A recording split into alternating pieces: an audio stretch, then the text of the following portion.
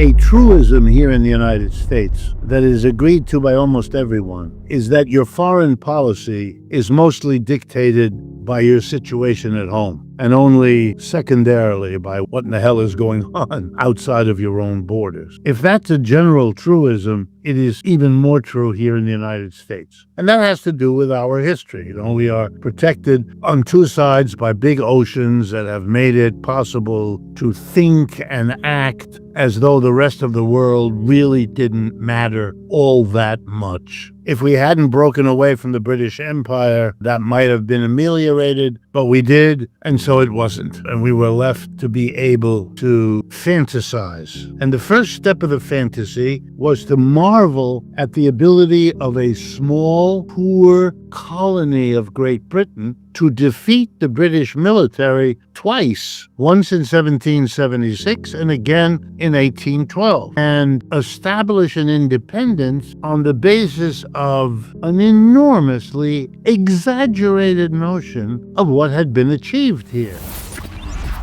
If the rest of Europe weren't in a cataclysmic turmoil, the one that resulted in the French Revolution and Napoleon, the British might have done otherwise than they did. But here it became, in this country, a notion of extraordinary power. And one of the first manifestations of it was under the President Monroe, with the so-called Monroe Doctrine. It's now 1830, so it's half a century beyond the Revolutionary War, and the United States announces to the world that the British and the French and the Germans and the Dutch, they can do what they want in Asia, Africa, but Latin America, no, they shall not, as we will be the imperial power here. The rest of the 19th century was the rise of the United States to fulfill the megalomaniac notion of itself that those early experiences created. Nothing happened to refute it. You drove the boundary of the country all the way to the Pacific.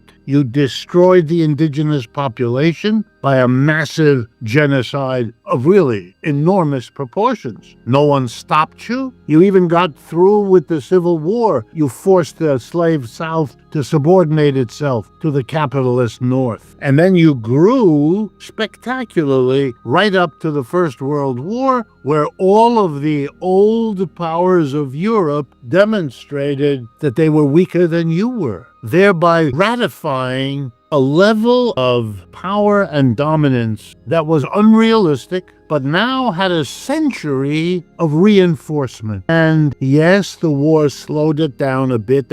We did lose quite a few people, nothing like the Europeans, but some. And we were slowed down again in World War II. But when World War II ended, the same craziness, which had never gone away, could be expressed again. The whole world is prostrate. Russia, China, Britain, France, Germany, Italy, Japan, they're all wrecked. We are dominant, and the dollar is what we talked about before. And so we've had growth in the 19th and dominance in the 20th century. What I have to try to get across to people is that for the first time, the notion that we are on top and dominant is under attack here. Millions of people don't believe it anymore, are doubtful. To be crude, half the population is beginning to realize that period over. But the other half, the half of Mr. Trump, is outraged by this idea. Even more outraged that half of Americans are beginning to worry about this. They see all of that as a failure of nerve, a failure of courage, a failure to recognize your responsibility if you are the dominant power in the world. It isn't a recognition that you aren't. It's a demonstration that, thank God, we don't have any more of those people leading us. We now have a gung-ho American who's going to tell Mr. Modi what to do, and who's going to make sure Because you know what? Those namby-pamby liberals in America, that's what we call the left half of the country. They are the ones who stabbed us in the back. We don't have that language yet, but it's coming. And you Europeans, you did too. You took advantage of us. They'll find something that was worked out at some point, and it will be for them another great betrayal of the heritage of the United States, which is to govern. And they don't want to hear about liberal values or a rules-based order. For them, that's all the language of people unwilling and unable to use the power that the United States still has and should use for the benefit of the whole world. This mentality has to be understood. Otherwise, you will not understand how they can treat Mexico or Canada or Scandinavia or Holland or any other country the way they are perfect. You have all gone along with ripping off the big, powerful country, and now you don't want to pay the price of having to adjust your bad behavior. For me, you may be surprised. Why is the European response so self-destructive? Is it just that you can't get together? That the French suspect that the Germans are cutting a deal with the Americans, and they both fear that the British will get there first, and so you're constantly maneuvering against one another, allowing the United States to simply play with you, one against the other? Or is there something else going on? The only recovery I see would be a recognition that they must use their size, their wealth, the fruit of 5 or 6 centuries of colonialism and capitalism, to carve out an independent path. They've got to break their connection to the United States. It is the end for them, and more so now.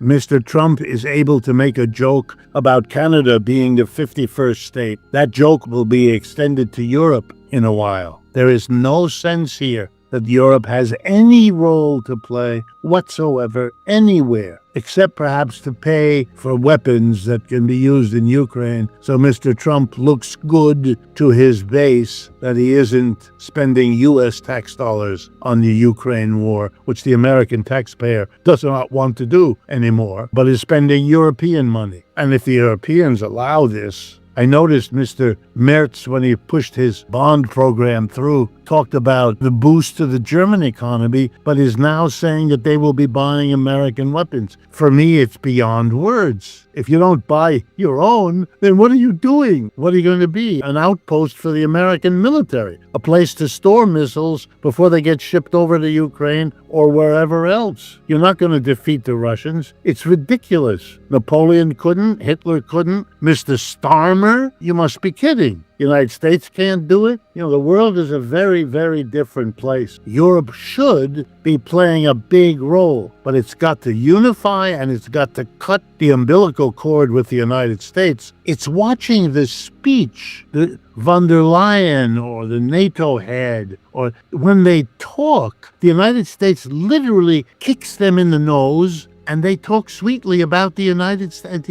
What? They announce a big tariff and they say, well, we will retaliate, and then they don't. It's even worse than simply caving in. This performance that we won't even listen to our own words in this situation. We are so determined to go with the United States against Russia. It strikes me as so sad. And, I look at Jean-Luc Mélenchon in France. I look at Sarah Wagenknecht in Germany, and I'm wondering, are these people going to be able to come up with a way of doing that, or will it go to the Alternative für Deutschland or for Le Pen and those people? Because the rest of their political system is simply a politics of we're not either one of those, which the people already know, and that's not a program. There is a last point I would stress. For a number of technical reasons, the consequence of declaring economic war on the whole world, which is Mr. Trump's policy, with tariffs, with trade arrangements, with sanctions,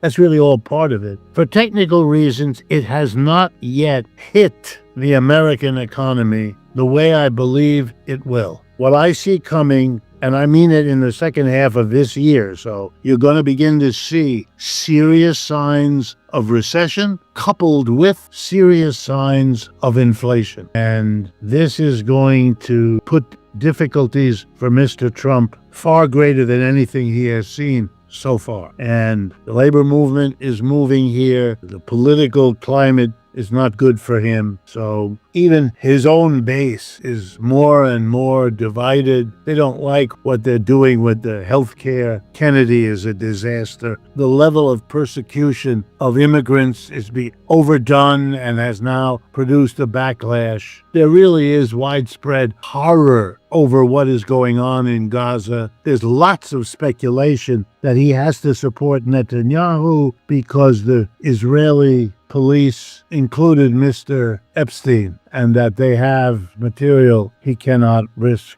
being, And again, you never know with those things and you never know what to believe, but that is now being spoken, including by many who were his strongest supporters who are talking like this. You're watching disintegration. At this point, I would say to you, it's no longer a question, will he disintegrate? Now the question is, he is disintegrating. Will he be able to find some way to stop it, to reverse it? Is there some issue, some program?